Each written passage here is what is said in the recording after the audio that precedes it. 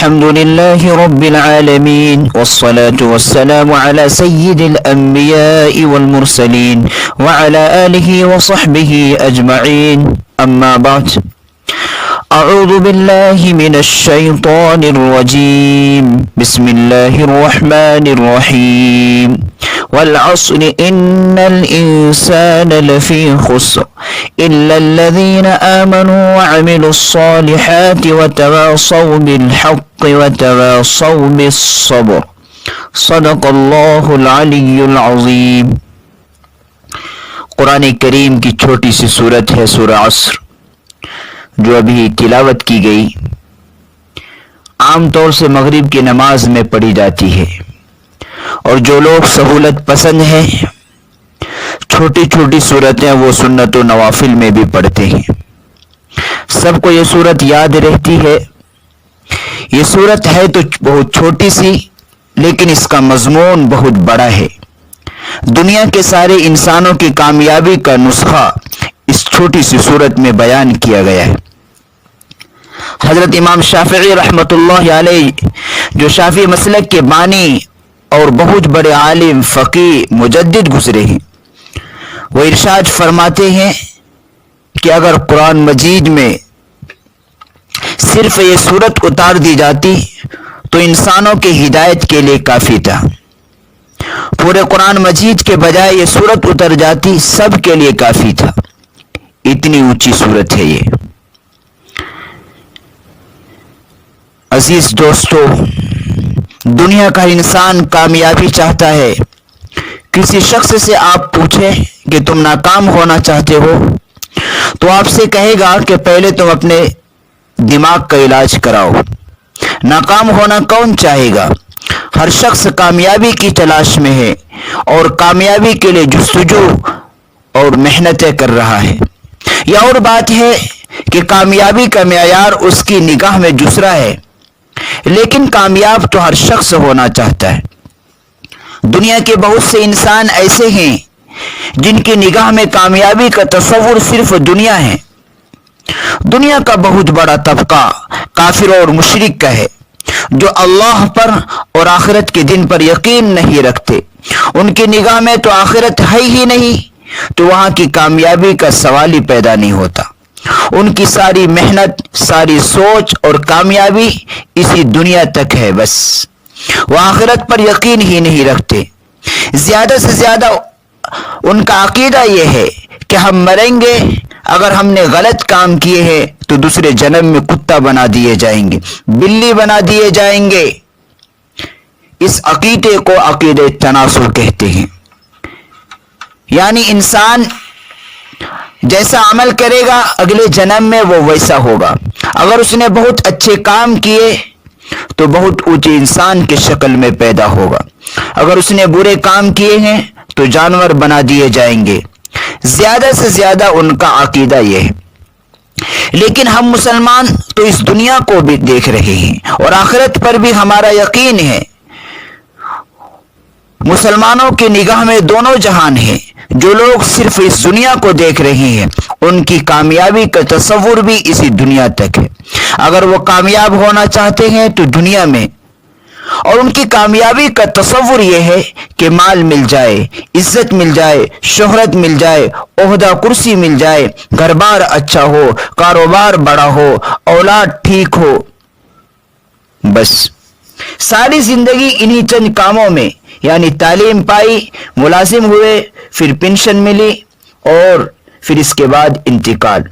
سارا تصور دنیا تک کا ہے،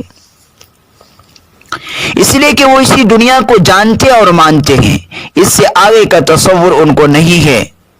لیکن وہ اللہ جس نے دنیا بھی پیدا کیا اور عالم آخرت کو بھی پیدا کیا ہے، اس نے اپنی کتاب میں کامیابی کا جو سبق دیا ہے، کامیابی کا جو تصور دیا ہے، کامیابی کا جو تعلیم دیا ہے، وہ صرف اس دنیا کی کامیابی کا نہیں، اس دنیا کی کامیابی کا بھی تعلیم دیا ہے، اس دنیا کی کامیابی کا بھی تصور دیا ہے۔ دونوں جہانوں کی کامیابی بتائی گئی، دونوں جہانوں کی کامیابی کے نسخے کو سمیٹ کر اس چھوٹی سی صورت میں بیان ہوا ہے۔ कैसे दोनों जहानों की कामयाबी मिलेगी, इस छोटी सी सूरत में हमें अल्लाह ताला ने सिखाया है। याद रखिए, इस्लाम सिर्फ आखिरत बनाने के लिए नहीं आया, बल्कि दुनिया बनाने के लिए भी आया है। इस्लाम इस दुनिया को भी बेहतर तरीके से बरतना सिखाता है। ये तालीम इस्लाम ने कभी नहीं दी कि हाथ पैर तोड़कर मस्जिद के कोने में बैठ जाओ और तस्बीह हाथ में ले लो और अल्लाह का नाम लो, बस कोई जिम्मेदारी ना उठाए, हलाल रोजी ना कमाए, हरगिज नहीं। ये जो हमारे बाज भाई कहते हैं अल्लाह पर भरोसा करो और इससे ये तासुर देते हैं कि भरोसा करने का मतलब ये है कि कुछ न करो, हाथ पर हाथ रखकर बैठ जाओ, ये इस्लाम की सही तालीम नहीं है, ये इस्लाम की सही तसव्वुर नहीं है। इस्लाम ने यह तालीम नहीं दी। इस्लाम ये सिखाता है कि इंसान बेहतर तरीके से हलाल तरीके से रोजी कमाए, खुद भी खाए और अपनी औलाद को भी हलाल रोजी खिलाए और दूसरे लोगों के लिए भी वो सहारा बने। इस्लाम इसकी तालीम देता है। असबाब से कुछ नहीं होता, इसका मतलब ये नहीं है कि असबाब ही मत इख्तियार करो। जो लोग ये समझते हैं कि असबाब इख्तियार ही नहीं करना है, अल्लाह पर बस भरोसा करके बैठ जाना है, वो इस्लाम की बुनियादी तालीम को नुकसान पहुंचा रहे हैं। यकीनन असबाब से कुछ नहीं होता, लेकिन अल्लाह ने इस दुनिया को आलम असबाब बनाया है। यहाँ असबाब इख्तियार करना होगा और निगाह मुसब्बिबुल असबाब पर रखनी होगी कि करने वाली ज़ात सिर्फ अल्लाह की है।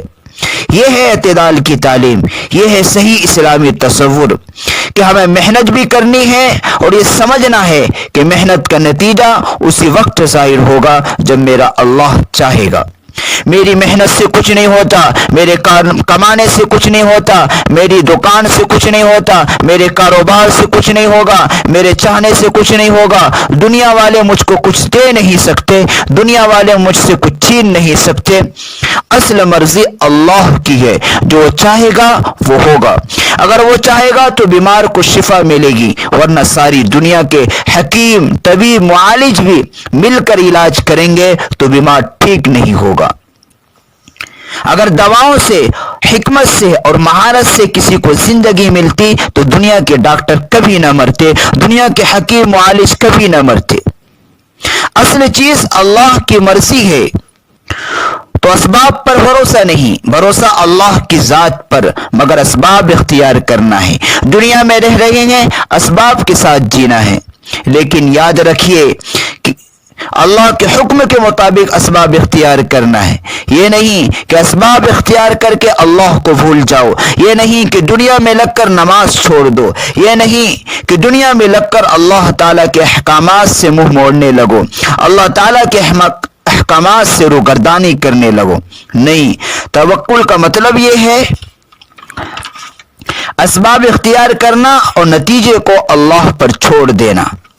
तवक्कुल का मतलब ये नहीं है कि आदमी असबाब इख्तियार न करे। एक हदीस सुनो, हुजूर सल्लल्लाहु अलैहि वसल्लम तशरीफ रखते थे। एक सहाबी आए, हुजूर ने उनसे पूछा तुम्हारा ऊंट कहाँ है? उन्होंने कहा मस्जिद के बाहर। फरमाया बांध कर आए हो? उन्होंने कहा नहीं, अल्लाह पर भरोसा किया, बांधा नहीं, ऐसे ही छोड़ कर आया हूं।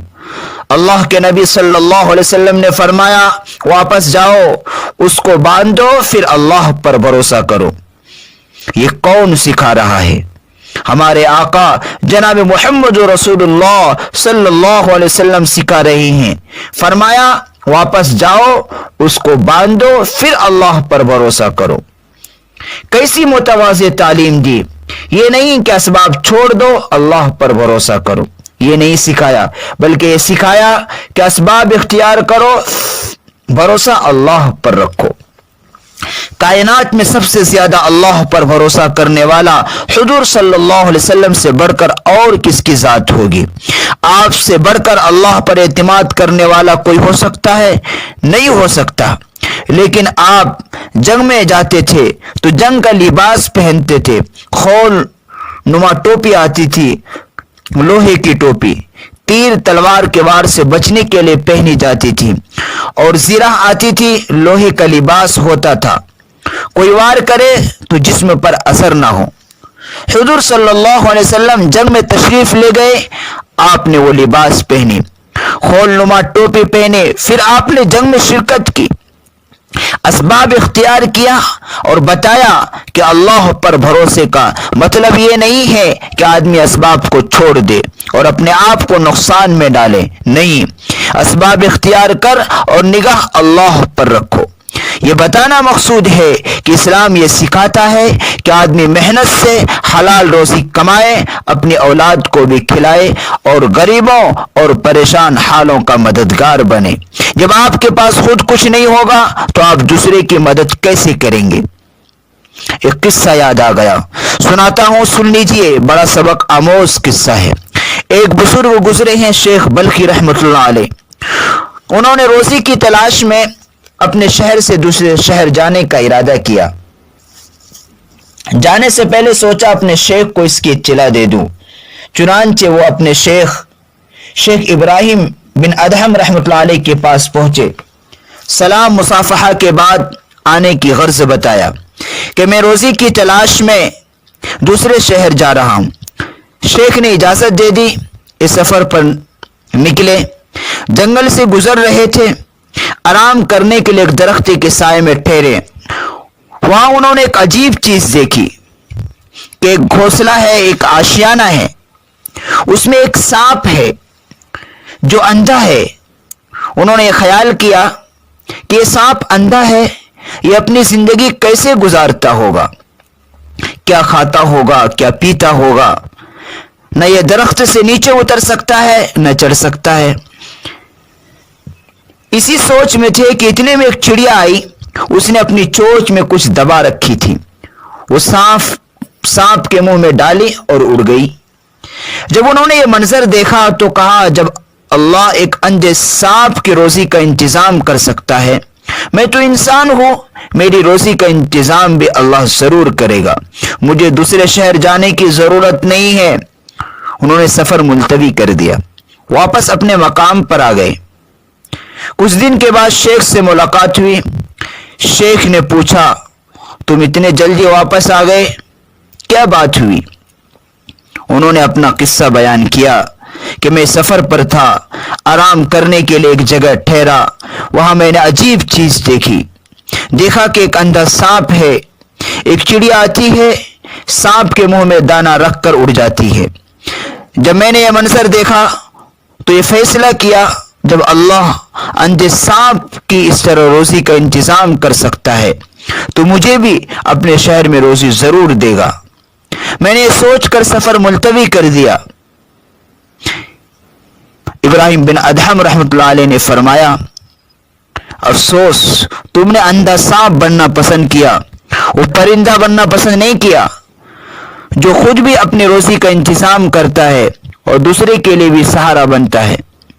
شیخ بلخی رحمۃ اللہ علیہ نے فرمایا، واقعی آپ نے میری آنکھ کھول دی، مجھ سے غلطی ہو گئی،